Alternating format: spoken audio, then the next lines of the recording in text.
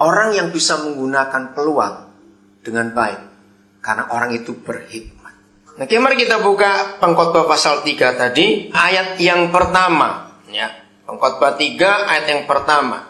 Mengapa Bapak menggunakan dua kata kerja waktu yang berbeda? Untuk segala sesuatu ada masanya. Untuk apapun di bawah langit ada waktunya. Nah, perhatikan, mengapa Bapak menggunakan dua kata kerja waktu yang berbeda, masa dan waktu. Lalu Bapak juga menempatkan di dua tempat yang berbeda. Untuk waktu jelas di bawah langit. Nah, di bawah langit itu mana? Ayo jawab, di bawah langit itu mana? Bumi. Oke. Nah, untuk yang di bumi ini digunakan kata waktu. Tapi untuk segala sesuatu itu dipakai kata masa. Nah, saudara, kalau kita melihat kebenaran ini, maka saya menggunakan istilah bahasa Yunani. Saudara kenal kata kronologi? Itu urutan-urutan kejadian, urutan peristiwa. Nah, itulah yang dipakai kata waktu. Sebab kronologi dari kata kronos itu terjadinya di bawah langit. Nah, itu dibatasi dengan 3 dimensi. Kemarin, hari ini, dan besok. Itu gak bisa diubah, yaitu ketetapannya.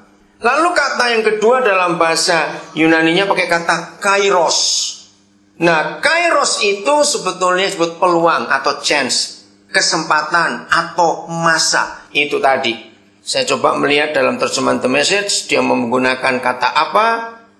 There is an opportune time to do things, a right time for everything on the earth. Oh, dia pakai kata opportunity, opportune, dan time. Oke, itu terjemahan The Message. Mari kita lihat sekarang ini. Kronologis atau kronos, walaupun itu sudah teratur detik demi detik, menit demi menit, jam demi jam, hari demi hari, dan seterusnya. Sebetulnya kita pun bisa berhikmat untuk hidup dalam kebenaran waktu yang sesungguhnya. Asal kita betul-betul punya konsep pikiran seperti yang firman Tuhan ajarkan. Dengarkan ini baik-baik saudara. Hanya ada satu hal, bukan dua, bukan tiga, yang membuat manusia jadi begitu bodoh, tidak bisa menggunakan kronosnya dengan baik. Catat ya, ketika orang itu khawatir sambil marah. Renungkan dulu. Jawab ya atau tidak? Mengapa orang yang khawatir sambil marah, orang itu pasti nggak bisa menggunakan kronosnya, nggak bisa menggunakan kronologinya dengan baik? Siapa bisa jawab? Ayo cepat, supaya yang rajin khawatir, rajin marah itu hari ini sadar. Ulangi lagi. Satu-satunya hal yang membuat kronos kita jadi jungkir balik, jadi kacau balau, dan kita nggak bisa menikmati kronos dengan baik, itu hanya karena satu sikap kita, khawatir sambil marah. Kenapa? Ayo cepat. Kenapa? Dibutakan.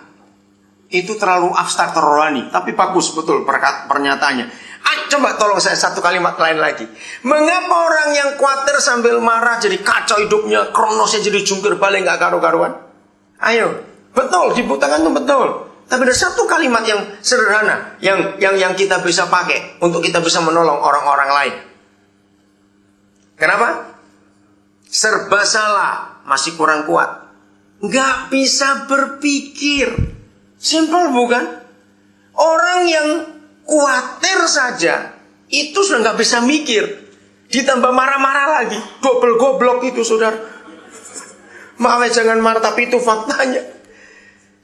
Jadi begini saudara, separah apapun masalah yang kita hadapi, dengar ya, seberat apapun kasus yang di depan mata kita ini, sengeri apapun, bisa tahu seperti saya gitu ya, takut, ngeri, berat apa saja, hadapi dengan pikiran jernih.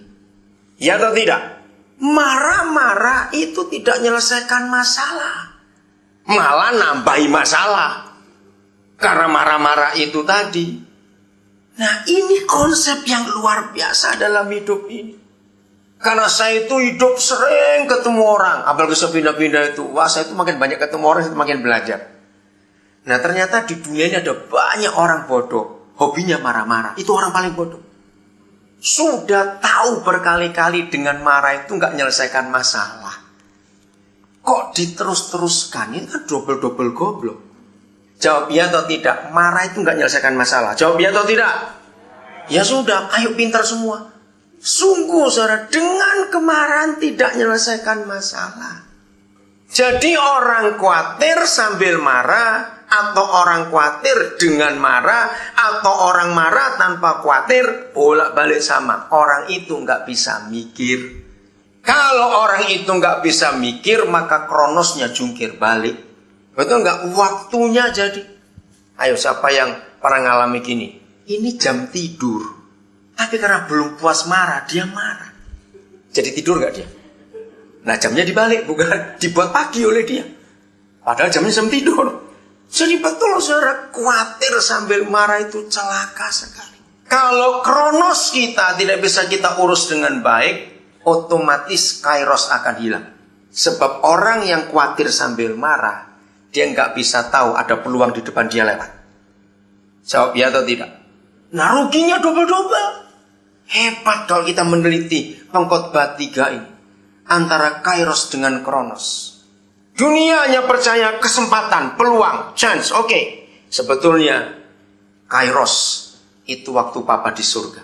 Sebab bedanya kairos dengan kronos itu simpel sekali. Kalau kronos, kronologi, itu dipatok mati oleh 3 dimensi. Kemarin, hari ini, besok. Tapi kalau kairos, tidak ada yang bisa membatasi sama sekali. Ngerti nggak maksud ini, saudara? Nah, kalau saudara dan saya sebagai manusia yang diselamatkan karena darah Yesus bisa memadukan kronos dengan kairos, percayalah, kita jadi orang-orang hebat di dunia ini. Gak pengen jadi orang hebat? Pulang sana, pulang. Ngapain kesini kalau kamu jadi orang hebat? Saya ulangi lagi. Kalau kita dengan hikmat dari Roh Kudus, dan kita adalah manusia-manusia yang sudah ditebus oleh darah Yesus, jadi milik kesayangan Tuhan sendiri, maka kalau kita bisa menggabungkan antara kairos dengan kronos, sungguh hasilnya itu luar biasa, sangat hebat. Saya cuma cerita ya saudara, ini baru pengalaman kira-kira 10 hari yang lalu. Saya sudah urus tiket untuk tanggal 30. Pagi-pagi jam 5 saya dari Nabire harus ke Jakarta. Nah, tiba di Jakarta jam 2. Lalu sore saya harus ke Singapura untuk ngejar pesawat tanggal 31-nya ke Auckland. Karena tanggal 2 kami ada retreat pasca di sana. Udah diatur semuanya. Lalu tanggal 8 kemarin ini saya harus ke Sydney. Ya karena jadwal ini pelayanan ini. Udah sudah di-set semuanya tiketnya. Tiba-tiba tanggal 17 Maret. 17 Maret, waktu itu kami suami istri masih ada di Belanda. Kunjungan ke rumah sakit. Teman istri saya, kami kenal baik. Dia orang Cirebon, tapi suaminya orang Belanda. Dalam kondisi yang sangat parah, kena kanker. Dokter bilang sudah nggak ada harapan. Itu 17 Maret. Nah, waktu kami tiba di rumah sakit itu, saya dapat telepon bahwa tanggal 7 April saya harus ada di Jakarta. Kalau saudara pernah tahu stasiun Metro, ya Metro TV yang ada acara Kick Andy. Nah, nggak tahu bagaimana ada salah satu anak kami yang ngurus, maka pelayanan kami yang di Nabire di Papua itu akan diliput oleh Kick Andy. Jadi saya harus datang. Wah, ini tiket sudah diatur semuanya. Saya tanya apa bisa dirubah? Ya nggak mungkin. Masa mereka nurut saya harus nurut mereka dong. Nggak bisa. Ya udah. Hal yang pertama, saya hubungi, saya telepon dulu ke Auckland. Saya tanya, setelah retreat tanggal 4, tanggal 5 sampai 7 itu ada acara khusus nggak pelayanan? Nggak ada. Ya paling komsel. Terus saya bilang, boleh nggak kalau saya pulang duluan karena ada acara? No, boleh. Udah. Jadi Pak Iwan Koin yang ngurus tiket saya. Saya telepon, Wan ada perubahan tiket. Jadi dari Auckland tidak ke Sydney, tapi Auckland ke Indonesia. Wah, ada semua bingung, merubah lagi. Udah saudara. 18 Maret kami pulang ke Indonesia. Nah, 25 Maret teman kami itu meninggal. Nah, yang kami mikir itu adalah suaminya. Suami itu orang Belanda. Dia tidak pernah mau percaya Tuhan. Mereka menikah sudah hampir 25 tahun. Tapi ketika istrinya sakit, dia itu ambil putusan.